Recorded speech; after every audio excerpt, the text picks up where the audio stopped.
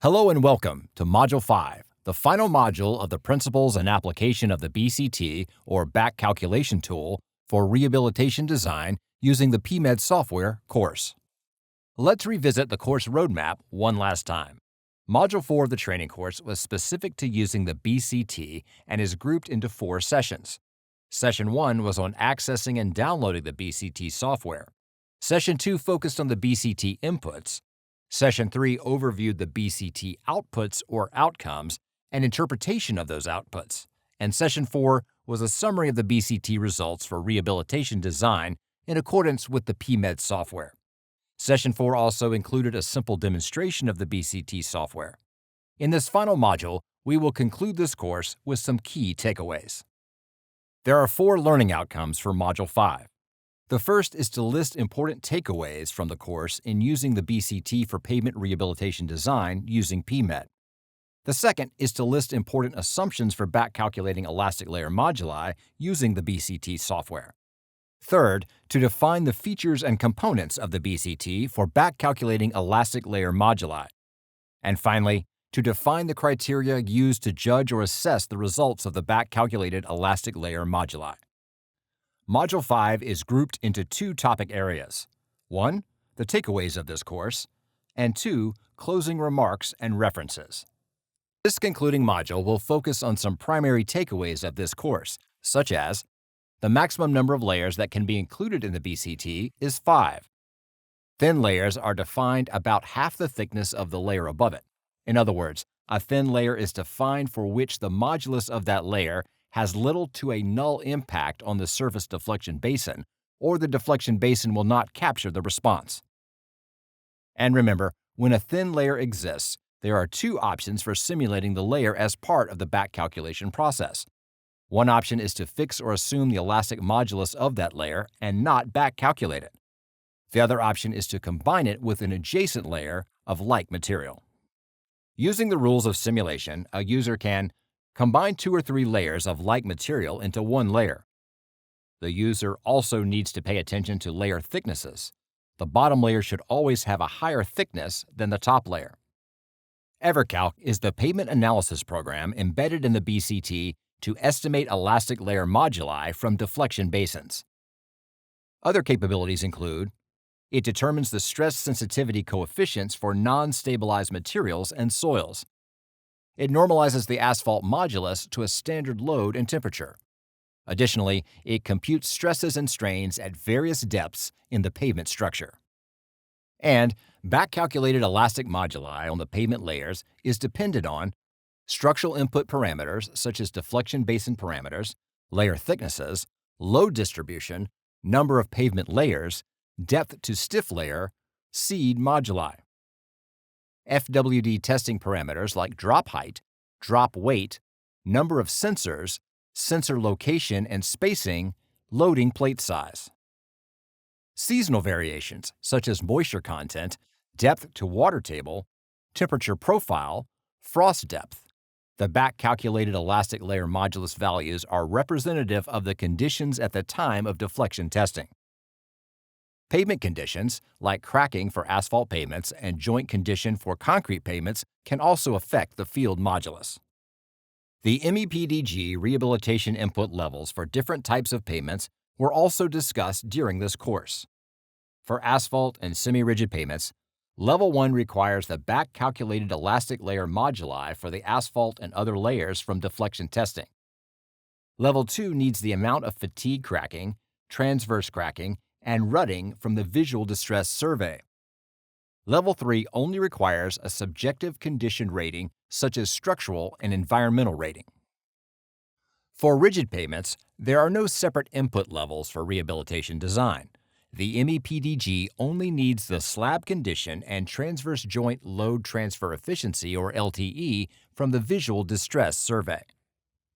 And the users can access BCT through a legacy desktop version that's available for download on the AASHTOWare website. The version 1.1.6 was the latest that was updated for this BCT desktop version.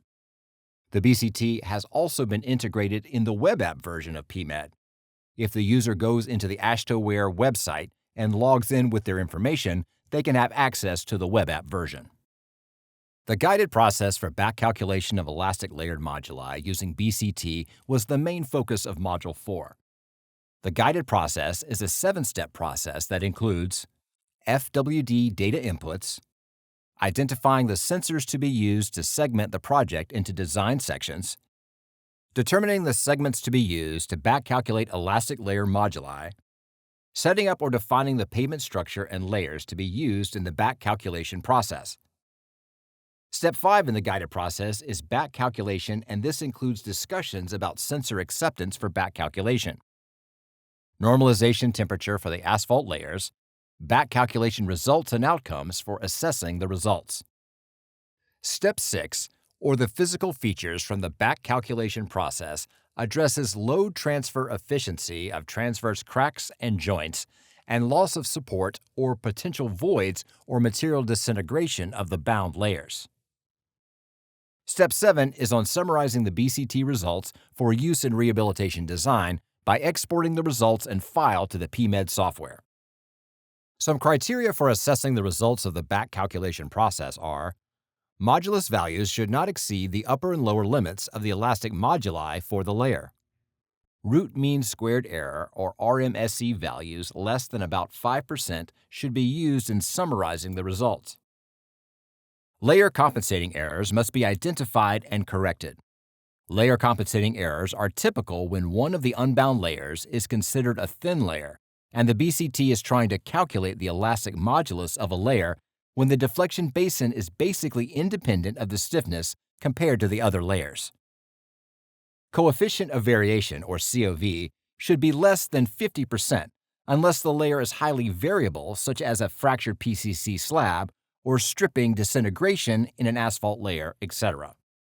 And finally, BCT output parameters can be exported to Pavement ME Design for rehabilitation design.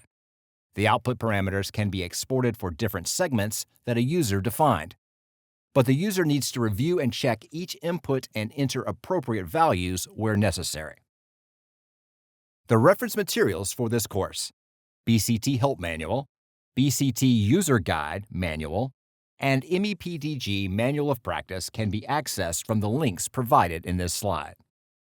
If you're interested in other training materials and webinars focused on the MEPDG and PMED software, the link of the AASHTOWare Pavement ME Design YouTube channel is provided here, where the previous training videos and webinars related to PMED and MEPDG can be found.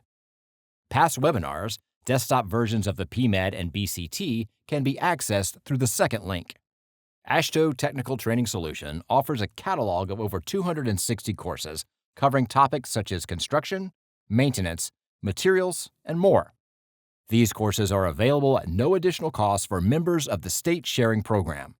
You can scan the QR code and find other courses relevant to AASHTOWare Pavement ME Design.